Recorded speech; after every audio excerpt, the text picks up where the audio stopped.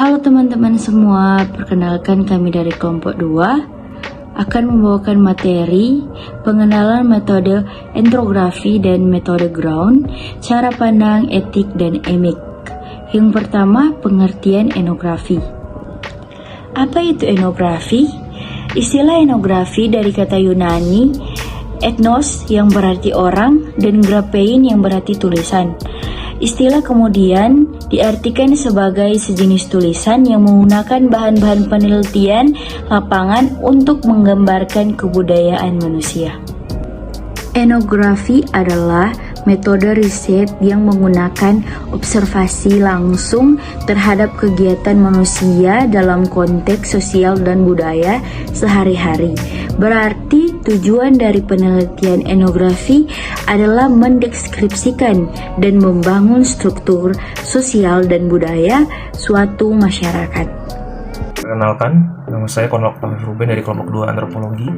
Akan menjelaskan tentang materi yang diambil di kelompok 2, yaitu pengenalan akan etnografi atau apa itu etnografi. Etnografi itu adalah istilah yang berasal dari kata Yunani, yaitu ethnos yang berarti orang dan juga graphein yang berarti tulisan. Istilah itu juga kemudian diartikan sebagai sejenis tulisan yang menggunakan bahan-bahan dari penelitian lapangan untuk menggambarkan kebudayaan manusia. Jenis-jenis etnografi itu ada 3 kalau menurut Oreslow, yaitu etnografi realis, studi kasus, dan etnografi kritis. Kemudian 3 ciri khas etnografi realis menurut Creswell juga ada. Yang pertama itu peneliti mengungkapkan laporan penelitian melalui pandang orang ketiga, jadi berdasarkan data yang diperoleh melalui pengamatan atas partisipan dan pandangan-pandangan yang mereka ambil. Kemudian yang kedua adalah peneliti memaparkan data-data objektif dalam bentuk informasi yang terukur dan bebas dari bias, afiliasi politik, dan juga penilaian personal.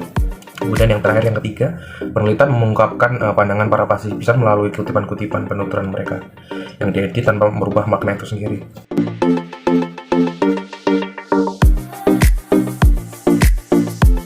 Teori terdiri dari 5 fase, yaitu yang pertama desain penelitian, yang merupakan tahapan kegiatan peneliti dalam melaksanakan penelitian yang dimulai dari awal sampai akhir penelitian. Yang kedua, pengumpulan data. Pada tahap ini dilakukan aktivitas definisi pertanyaan riset dan definisi dari konstruk a priori. Yang ketiga, penyusunan data. Dalam penyusunan data ini ada beberapa tahap, yaitu definisikan target dan tujuan, definisikan segala hal mengenai operasional dan metodologi, memastikan kemungkinan pengulangan, reproduksi, akurasi, dan stabilitas data, proses pengumpulan data, dan setelah proses pengumpulan data. Yang keempat, analisis data. Tahap analisis data ini dilakukan dalam bentuk pengkodean yang merupakan proses penguraian data, pembuatan konsep, dan penyusunan kembali dengan cara yang baru. Dan yang kelima, pembandingan dengan literatur.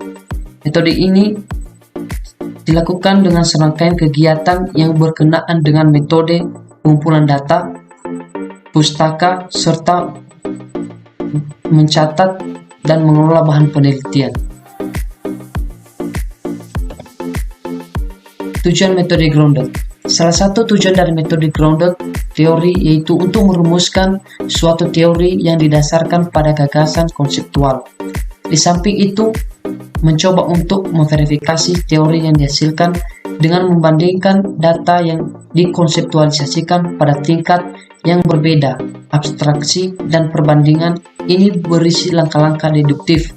Tujuan lain dari metode grounded ini yaitu untuk menemukan perhatian utama para peneliti dan bagaimana mereka terus mencoba untuk menyelesaikan risetnya dan memperluas penjelasan tentang fenomena dengan mengidentifikasi elemen kunci dari fenomena dan kemudian mengkategorikan hubungan dari elemen-elemen dengan konteks dan proses percobaan.